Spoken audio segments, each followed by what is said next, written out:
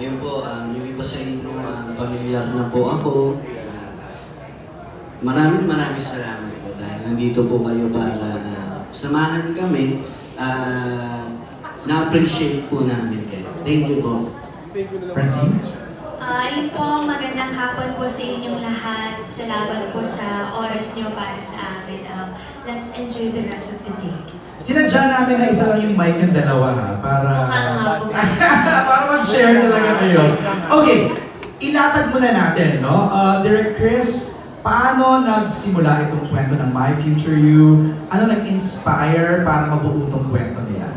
Random thoughts lang siya before na what if may dalawang taong nag-chat, bored sila, then later on naging magkaibigan, then they realize they live on different timelines. Wow. Ganun lang siya kasimple nabuo. Then nabuo na yung character ni Karen at saka ni Lex. Okay, so pakwento natin ang inyong mga characters, Karen and is it Rex or Rez? Lex. Lex. Go ahead, Karen. Ako po dito si Karen. Siya po ay isang anak at strong, independent woman na maraming gusto rin gawin para sa pamilya niya lalo. Ayoko po masyado magbigay ng description about my character kasi gusto ko rin na ma-curious yung mga audience kung anong klaseng tao or babae ba si Karen. So, Lex? Nasaan year ka muna, Karen? Nasa taong 2024 po. Okay, present time si Karen. Lex? Ako naman po si Lex. Si Lex po dito ay isang binata na mapagmahal, kontento, at isa po siyang adopted son. Yes, and yun po, magmi-meet kami ni Karen sa isang napaka hindi mapaliwanag na pangyayari. And what year ka? Nasa what year ka? 2009.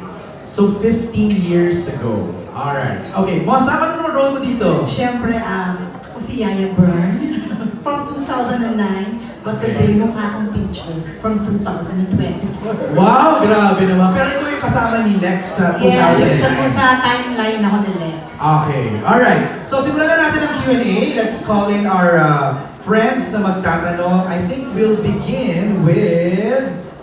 ito, meron tayong list dito ng mga magtatanong. Let's call in MJ De Leon. Our first batch of questions are coming from MJ, Alan Sancon, Rose Garcia, Jude Carcalaban, and Jerry Olea. Let's start with MJ. MJ. Hello, good afternoon. Thanks, MJ. Direct nakwento mo nga kanina, it's just a random thought, no? Yung plot ng movie. Pero when the teaser was released, parang may reaction yung mga netizens comparing the resemblance of the plot to the Japanese animated movie na Your Name. What's your reaction? Hindi na ako nagulat or nagtaka kasi initial reaction naman yan ng audience when they see a movie or a film with the same theme. Normal naman yun. Ang tawag doon kasi is film tropes. So, para lang yung kabit kwento, time travel kwento, alien kwento. So we writers use that device to make some story. Parang ano, wala, may naisip akong kwento, pero tungkol siya sa magkaibang timeline. Will I stop myself writing it dahil may gumawa na? So I think it's not a big deal for me. Alright, thank you MJ.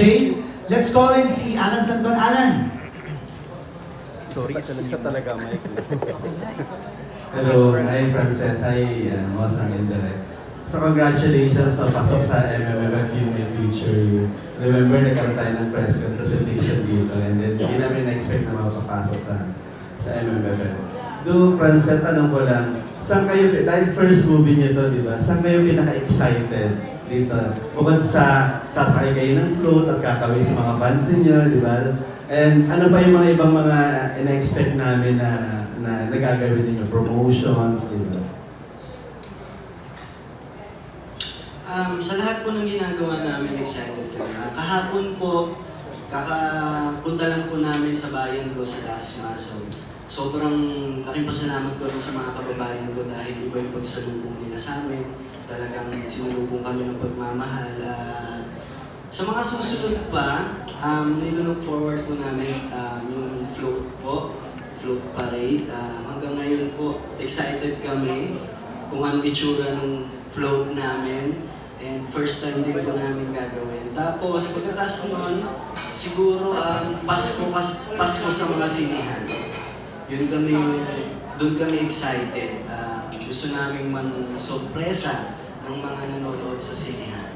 Yun po. So expect namin iikot kayo sa mga sinihan. Gusto po namin, opo.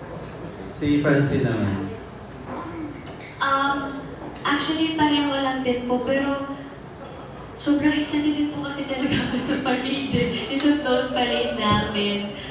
Tsaka syempre po, yung mapanood to ng mga tao. Kasi po, lahat kami dito pinaghirapan po namin to. So parang lahat ng hard work at pagmamahal sa ginagawa namin, pinagsama-sama. Tapos ito po yung regalo namin sa pamilyang Pilipino. So yun po, dun po ako mas na-excited.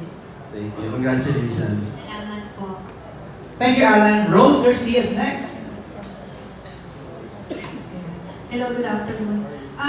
Kayo sa Francel, coming from the title of the movie, My Future You, kayong dalawa ba, are you the type na who will really plan for your future, or may pagka-warrior, yung mga ganon ka, magiging future, no?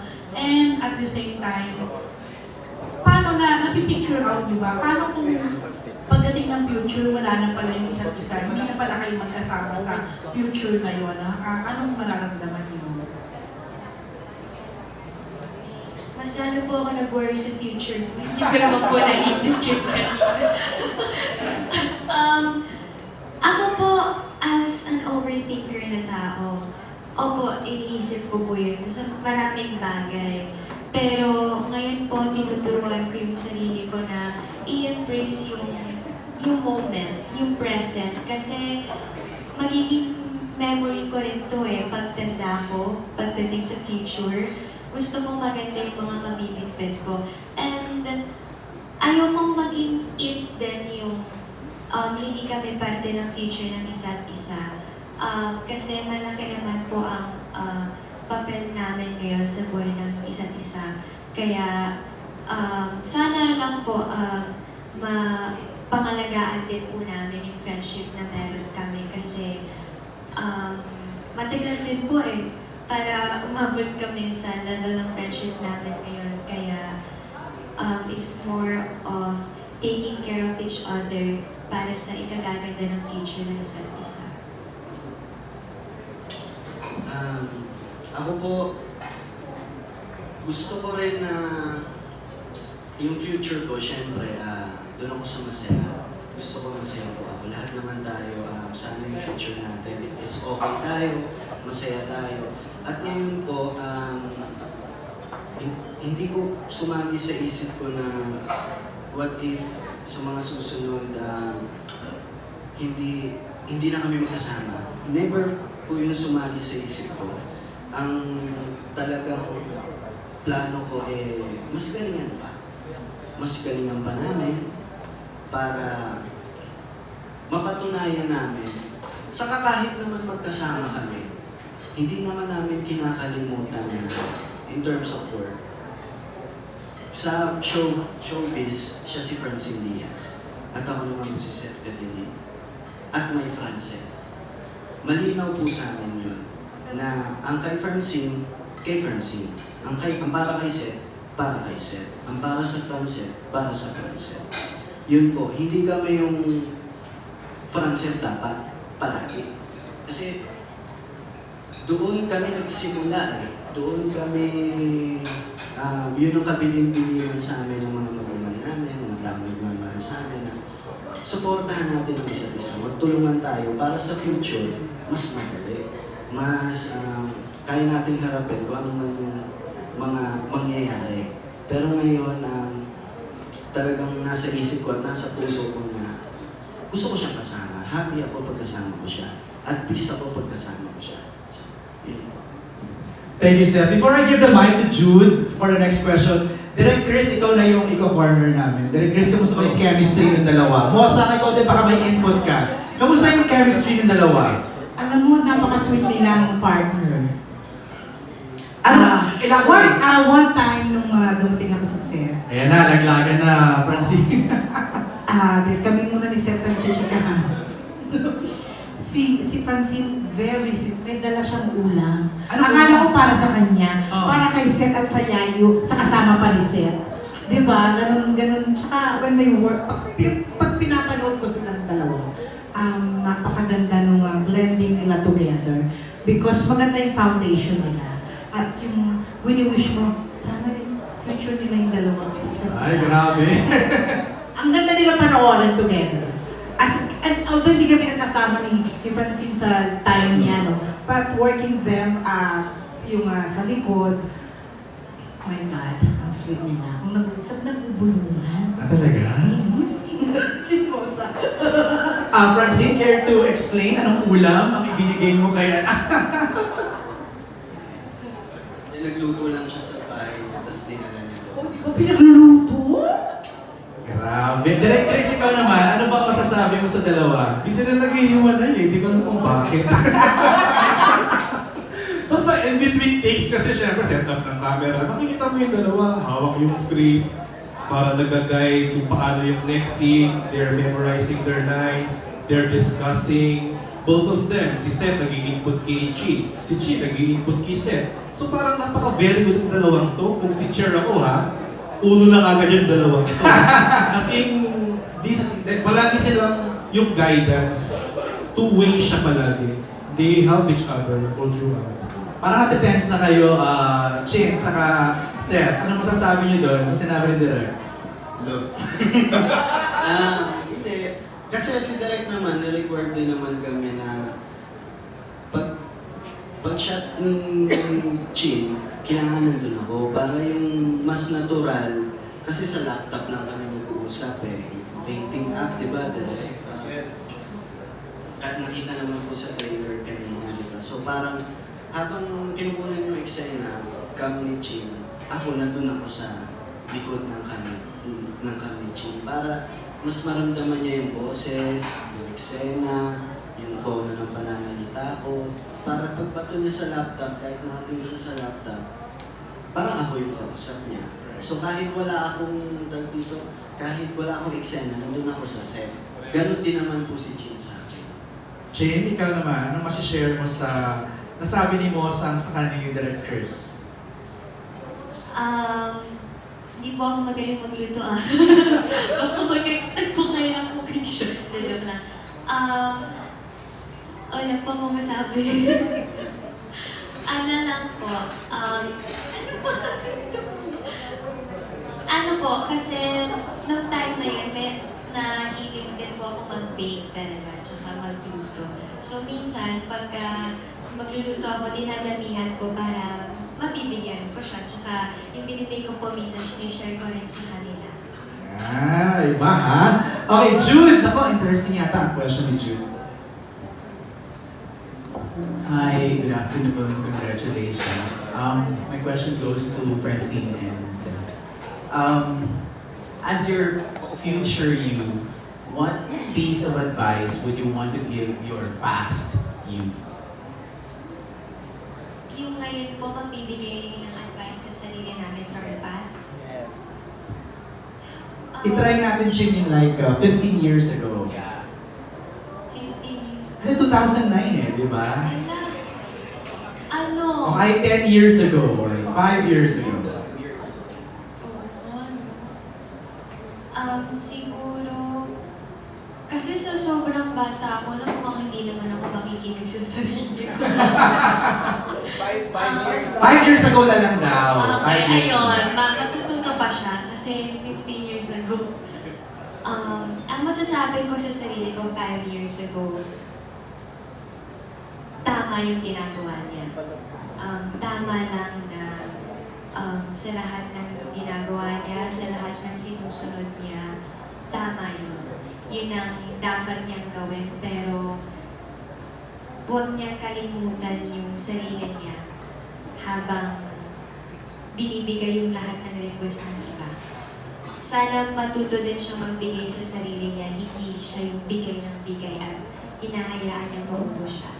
Yun lang. Wow. Self-love, di ba?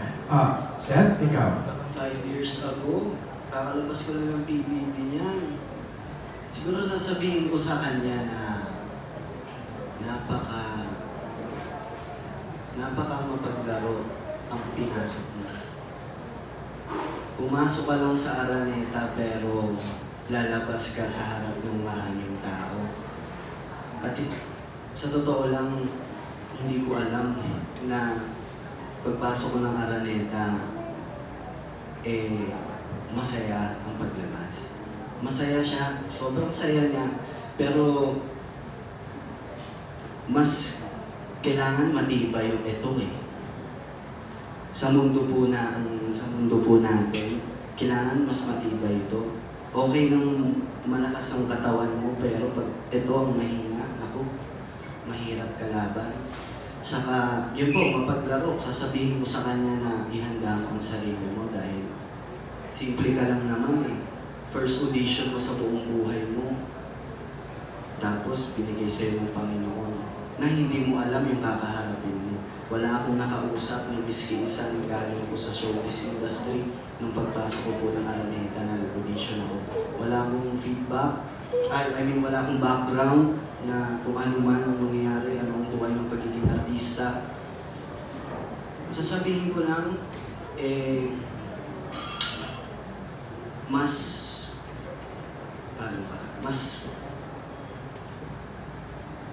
galingan lang and tibayan lang ang loob. Tapos, huwag kang matakot lalo na kung alam mo namang kaya mong panindigan. Saka, huwag kang magsalita. Sasabihin ko talaga na, Less talk, less mistakes, gano'n? hindi, parang kung di naman kailangan sabihin, huwag mo magsalita. Okay. Yun lang. Alright, thank you, Jude. Next natin is from Jerry Olea. Francine sa asset. Nasabi niyo nga, may friendship naman kayo. Yung samahan niyo. Pero siyempre, magiging mas close kayo ngayon. May promo. Kahapon nga, meron na sa Tasma yung parada ng mga karu-karu. So, paano niyo ma-describe kung anong level na meron kayo dun sa friendship? Yung friendship ba yun? Pwedeng maging mas maganda pa, mas mag-level up pa? Friendship na pwede mo level up. Sa tingin ko naman po, huwag na tayong magiging totoo lang po. May possibilities naman talaga dahil palagi ka naman kasama sa trabaho. Pero maging totoo rin po ako sa lahat ng pinagdaanan din po namin ni Francine. Ang priority po namin is yung trabaho namin. Lalo sa panahon ngayon, trabaho namin, pamilya namin, pag-aaral, and siguro yung friendship na meron kami ni Francine, mas nag-grow siya, mas nandun na ako sa tipo na kaya ko na siyang protektahan, kaya ko na rin siyang, kaya ko nang magsalita din. Yun ang sinabi ko kanina, di ba? Huwag magsalita. Pero meron din dapat na panahon na magsalita ka at sa tamang tao na ipaglalaban. Wow. So ganun yung meron akong nararamdaman para kay Francine. Kaya ko na siyang mas ipagtanggol ngayon. Kaya ko na mas panindigan. Mas kaya ko na tumayo. Ako na yung nasa harap ni Chin, sa labig lang siya. So, yun. Wow, Jane, ano masasabi mo doon? Nag-melt po ata ako. Thank you. Kasi po, best friends kami. So, it's really nice po talaga to have someone na nandyan para protektahan ka. At gano'n din naman po ako sa kanila. Yun lang po. Ayaw ko lang pong pahabain eh. Kasi, sabi na lang yun. Thank you, Cherry. Our next batch of press na magtatanong sila Neil Ramos, Romel Gonzalez, Florencio Husay, and Dondon Cernino. Let's start with Neil. Neil, answer you. Neil, where are you? Ayun! There you go. Here. Hi, good afternoon. Yeah, for Francine and Seth. Sir,